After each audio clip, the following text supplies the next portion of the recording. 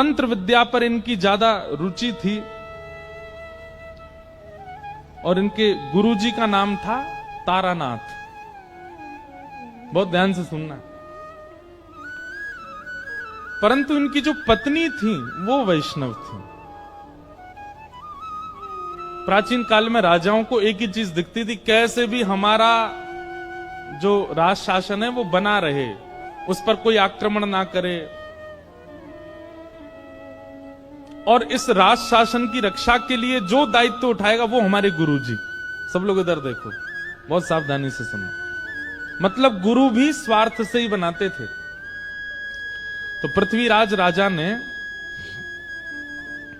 तारानाथ जी को अपना गुरु बनाया, लेकिन उनकी पत्नी वो वैष्णव थी। उनके गुरुजी थे कृष्णदास पेहारी जी। ठीक है, पति पत्नी के गुरु अलग होना ये इसमें कोई दोष नहीं है। अगर पत्नी हरिदासी है और पतिदेव रामानंदी हैं, या पतिदेव गौड़िया वैष्णव हैं और पत्नी जो है वो हरिवंशी है, कोई दिक्कत नहीं है। दोनों वैष्णव हैं तो अच्छा है। लेकिन दिक्कत हो जाती है जब एक वैष्णव है और दूसरा जो है वो वैष्णव नहीं है, दूसरा या तो नास्तिक है या किसी और पथ का है, तो बहुत दिक्कत होता है निर्वहन करना। इसलिए हम निवेदन करते हैं कि भाई अभी जितने युवा हैं, अगर तुम वैष्णव हो तो भाई घर वालों से ये कह दो, पैसा वाला हो, सुंदर हो, धनवान हो, पढ़ा लिखा हो, ये सब बाद की बात, वैष्णव हो। वैष्णव साथ रहें तो ज्यादा अच्छा है। तो पत्नी तो थी वैष्णव, लेकिन श्री पृथ्वीराज जी महाराज जो थे वो तांत्रिक गुरु जी के चेला थे। कभी बलि चढ़वाते थे उनसे, कभी आधी रात बुलवा करके भिन्न भिन्न प्रकार के हवन करवाते थे, कभी कुछ करवाते कभी कुछ करवाते। और पृथ्वीराज का तांत्रिक विद्या से राज शासन बचा भी हुआ था। उसको और विश्वास हो गया अपने गुरुजी में। अपने गुरुजी से रोज कहते थे, गुरुजी आप मेरे घर कभी प्रसाद पाने आओ। तो तारानाथ कहते, तुम्हारी पत्नी जो है ना वो वैष्णव है, और वैष्णवों का हाथ का खाने से हमारी जो विद्या है वो नष्ट हो जाती है, इसलिए तुम्हारे घर का भोजन मैं नहीं करूंगा। पहले अपनी पत्नी से कहो मुझसे दीक्षा लेवे, मेरी चेली बने, तब मैं आऊंगा घर पे। अब तो घर में पहले कोई विवाद नहीं था, लेकिन अब विवाद होने लगा। क्यों? पृथ्वीराज जी आते और अपनी पत्नी से रोज लड़ते, तुम्हारी वजह से गुरुजी घर नहीं आ रहे हैं, तुम वैष्णव हो, तुम ठाकुर जी की सेवा करती हो, तुम्हारे गुरुजी कृष्णदास पेहारी जी इसलिए गुरुजी नहीं आते, तुम्हारी वजह से हमारा घर जो है गुरुजी के चरणों से नहीं अंकित हो पाया। पत्नी कहे मुझे आपके गुरुजी से कोई दिक्कत नहीं, आप किन्हीं को भी भजो, लेकिन अब मैं एक बार दीक्षा ग्रहण कर चुकी, मैं वैष्णव परंपरा में आ चुकी, मैं कैसे त्याग दूं?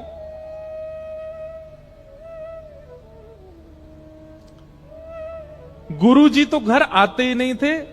एक समय ऐसा आया कि पृथ्वीराज ने भी घर पर प्रसाद पाना बंद कर दिया। आश्रम जाते गुरुजी के पास ही भोजन करते। अब इससे परेशान हो गई उनकी पत्नी, अब क्या करें? तब एक दिन कृष्णदास पेहारी जी के दर्शन करने के लिए पत्नी गई और उन्होंने जाके चरणों में निवेदन किया, गुरुजी मुझे कोई दिक्कत नहीं कि मेरे पति के गुरुदेव अलग, पर उनकी वजह से घर में ये सब होता है, वो मुझे जबरदस्ती कहते हैं इनसे दीक्षा लो, आप कुछ कृपा करो। कृष्णदास पेहारी जी ने केवल इतना पूछा, तुम्हारे पति के गुरुदेव वैष्णव हैं कि नहीं, ये बताओ। बोले नहीं वैष्णव तो नहीं, वो तो तंत्र विद्या करते हैं, नींबू टांग दो, मिर्ची यूं कर दो, यहां पे ये कर आओ, वहां पे पीछे दिया जलाओ, पीछे मुड़ के मत देखना, ऐसे ऐसे क्रिया करवाते हैं। ये वैष्णव का काम नहीं। और एक बात और बोले आपको, बुरा तो नहीं मानेंगे, आजकल हम सब लोगों का रुझान भी ऐसी जगह बहुत ज्यादा हो गया। कई लोग आते महाराज जी हम बहुत दुखी हैं, हमारे जीवन में बहुत कष्ट है, तो हम उनसे अगर सीधे कहते नाम जप किया करो, ये महाराज जी कुछ नहीं जानते, यूं कह रहे नाम जप करो। लेकिन उनको एक बात कह दो, सुनो आगामी सोमवार से रात के 12 बजे स्नान करना। अच्छा, फिर कोरे वस्त्र पहनना जो पहले नहीं पहने हों, ठीक है। और बाल गीले ही रहने देना, सुखाना मत। कोई है नहीं, ऐसे ही है, बाल गीले रहना। अच्छा ठीक है, गीले रहेंगे। शैम्पू लगाएं कि नहीं? लगा लेना। और फिर एक शुद्ध आसन लेना, उस पर बैठ जाना। अच्छा, सीधे बोल दिया आसन पे बैठ के नाम जब, तो भी नहीं। आगे 2 पात्र रखना, एक पात्र में पूड़ी रखना, दूसरी पात्र में रोटी रखना, एक पात्र में अचार रखना, दूसरे पात्र, ऐसे 2-4 आइटम बता दो। और फिर बैठ करके हरे कृष्ण कृष्ण कृष्ण हरे हरे, हरे राम राम राम, इसकी 108 माला करना। सांचे गुरु जी हैं, बिल्कुल सही बता। गीले बाल, नए वस्त्र, रात के 12 बजे, बस इसलिए नाम जप हो जाएगा। महाराज जी, पूड़ियों का क्या करना है? सुबह उठ करके गैया को खवा देना है, तुम्हारे सारे संकट मिट जाएंगे। बस महाराज, दीक्षा कब दे रहे हैं गुरु जी आप तो ज्यादा जानकार हैं। मतलब हमको सीधे सीधे कह दिया जाए कि नाम जप से कल्याण होगा, तो हम लोगों में विश्वास नहीं उठता। और वही बात यदि 4 जगह घुमा करके कुछ ऊट पटांग बातें बोल के कह दी जाए तो हम मान लेते हैं।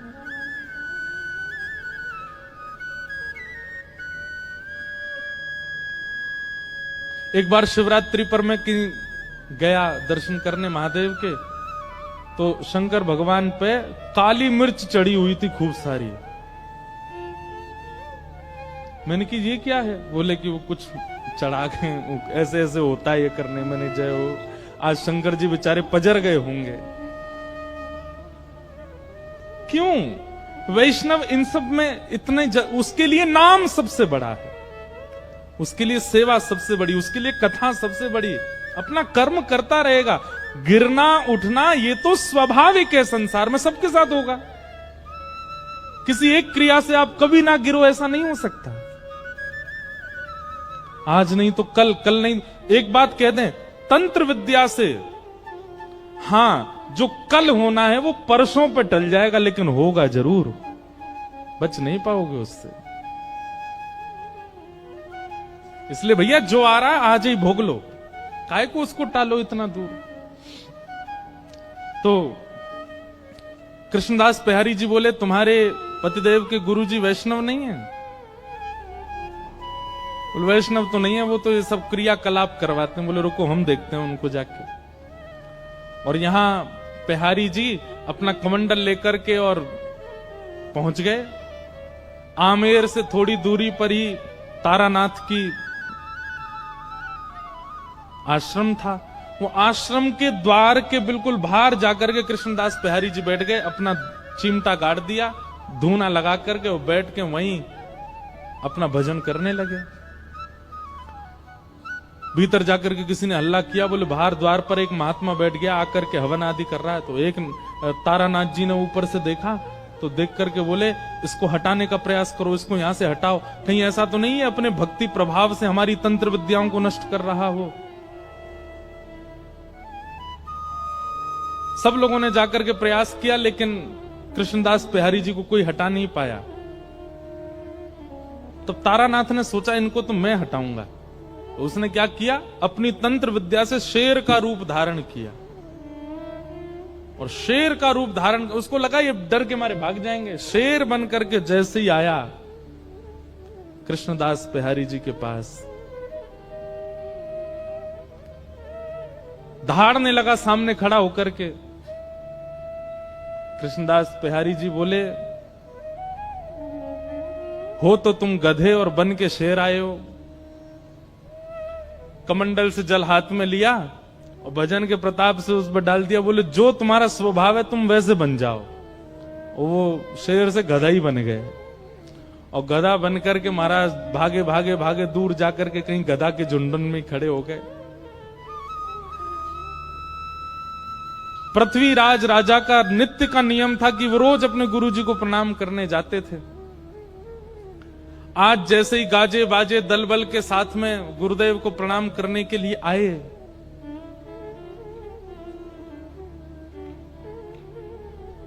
तभी पृथ्वीराज राजा ने देखा कि गुरुदेव के आश्रम के द्वार पर कोई महात्मा बैठा है और मंदिर के जितने और संत थे वे सबरे हाथ जोड़ करके रो रहे हैं सामने बैठ के। पृथ्वीराज अपने घोड़े से उतरे, बोले कि क्या हुआ और ये महात्मा कौन है, गुरुजी कहां हैं? बोले हमारे गुरुजी शेर बन के आए थे इनको डराने के लिए, पर इन्होंने कुछ कर दिया, गुरुजी मिल नहीं रहे, पता नहीं कहां चले गए। पृथ्वीराज रोने लगा, गुरु के प्रति बड़ी निष्ठा थी उनकी। बोले भगवान मेरे गुरुदेव कहां है? बंधु एक बात और कहें, गुरु की परख भी कथा से होती है। हम दीक्षा नहीं देते अभी, और बहुत सारे बच्चे चाहते हैं कि दें। हम कहते पहले कथा सुनो, और कथा सुनते सुनते सुनते सुनते एक दिन ऐसा होगा, या तो स्वप्न में, या तो अनुभव में, या तो दृष्टि में। अभी क्या होता है कि कथा से आपके ऊपर प्रभाव ऐसा पड़ता है, आपको लगता है यही गुरुजी बढ़िया है, इन्हीं कोई गुरु बनाओ जो कथा सुना रहे हैं। नहीं, ये गुरु शिष्य का संबंध प्रभाव देख करके नहीं करना है। गुरुजी अपने आप आपके चित्त में प्रकट होंगे, अपने आप आपको ऐसा कुछ होगा जिनकी दृष्टि, जिनका स्वभाव, जिनकी चाल चलन, जिनका रूप, जिनकी वाणी आपको स्थिर कर दे, और कोई भावना चित्त में प्रकट ना हो, समझ जाओ वही आपके गुरु हैं। उन्हीं के प्रति गुरु भाव रखो, गुरु निष्ठता रखो।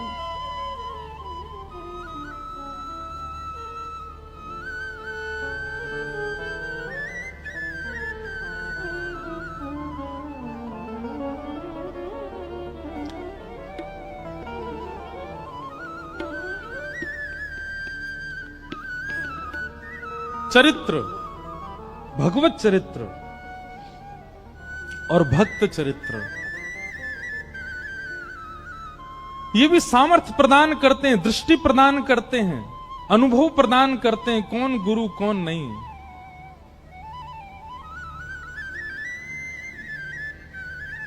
बहुत सावधानी से सुनो।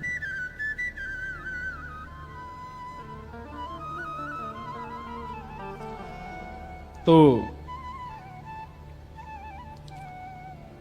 पृथ्वीराज व्याकुल हो गए और व्याकुल होकर के श्री कृष्णदास बिहारी जी से पूछने लगे कि महाराज मेरे गुरुजी कहां हैं, ये बताओ।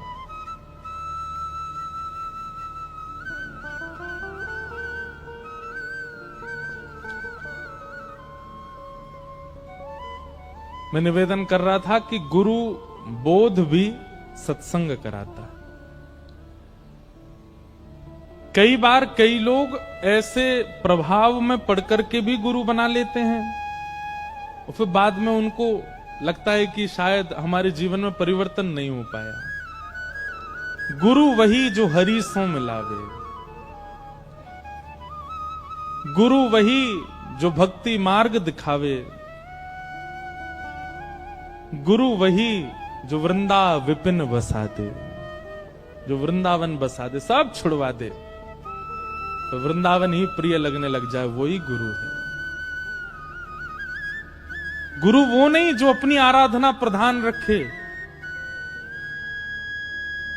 कई लोगों के वचन ऐसे होते हैं कि उनके वचनामृत सुन के वो प्रिय लगने लगते हैं, पर वचनामृत वो श्रेष्ठ जिनके वचनामृत से श्री कृष्ण प्रिय लगने लगे, जिनके वचनामृत से श्री जी प्रिय लगने लगे, वो वचन श्रेष्ठ।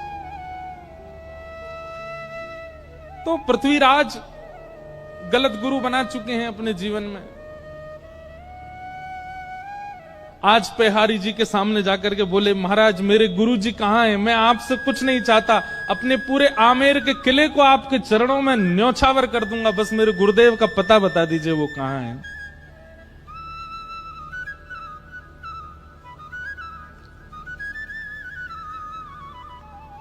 पेहरदास जी बोले तुम्हारे गुरुजी अब गधा बन गए। पृथ्वीराज सुनकर के पहले तो गुस्सा हो गया, बोले ये क्या बोल रहे हैं आप? बोले हम सत्य बोल रहे हैं, ढूंढ लो, नहीं तो तुम तो राजा हो, पूरी सेना लगा के ढूंढ लो, तुम्हारे गुरुजी मिल जाएं तो। पृथ्वीराज ने यही किया, पूरी सेना लगा दी, 3 दिन निकल गए लेकिन गुरुजी नहीं मिले। अंत में आके बोले बताइए ना कहां। बोले हम तुम्हें बता रहे हैं, तुम्हारे गुरुजी गधा बन गए। तो बोले गधा बन के भी तो कहीं गए होंगे। बोले गधाओं के झुंड में जाके ढूंढो, मिल जाएंगे। बोले पता कैसे लगेगा? हाँ, ये हमारे गुरुजी हैं। तो तुम्हारे गुरुजी क्या करते थे? कानन में कुंडल पहनते थे, पैरों में कड़ूला, हाथ में कड़ूला पहनते थे। बोले हाँ, जो 4 कड़ूला वाले कान में कुंडल वाला गधा हो वही तुम्हारे गुरुजी हैं, जाओ ले आओ। पृथ्वीराज गया, गधों की खोज करने लगा। तभी एक दूर गधा बैठा था, नेत्रों से आंसू गिर रहे थे, उसके कानों में कुंडल थे, हाथों में कड़ूला। पृथ्वीराज गिर गया, जय हो गुरुदेव, मेरे गुरुदेव मिल गए। लेकर के बिहारी जी के पास आया। बोले ये आपने क्या कर दिया मेरे को? बोले देखो, हम तुम्हारी नेत्र खोलना चाहते हैं। ये तंत्र विद्या में पड़े हुए और दुनिया भर के इन सब कार्यों में पड़े हुए ये गुरु नहीं हो सकते हैं। गुरु वही जो हरि सो मिलावे। क्षमा कीजिए, एक तो आपकी भी गलती है। आपकी नहीं मतलब हम तो पूरी दुनिया को ही कह रहे हैं, गलती है कि हम गुरु से भी केवल अपनी जिज्ञासाएं ही क्यों पूछते हैं। हमारे घर में सब सुखी हो जाए, सब अच्छा हो जाए, यही याचना क्यों करते हैं? कभी ये क्यों नहीं कहते कि चलिए भले ही हमारे घर में सब कलेश हैं, हमारे घर में सब व्यथित है, हमारे काम नहीं बनते, पर ये सब छोड़िए, ये बताइए हरि कब मिलेंगे, ठाकुर जी कब मिलेंगे?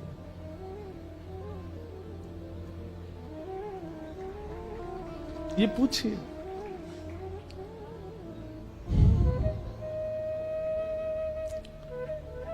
बिहारी जी ने कहा तुम्हारे गुरुजी तंत्र विद्या बहुत जानते थे, इनसे कह दो अपने आप अपने रूप में आ जाएं।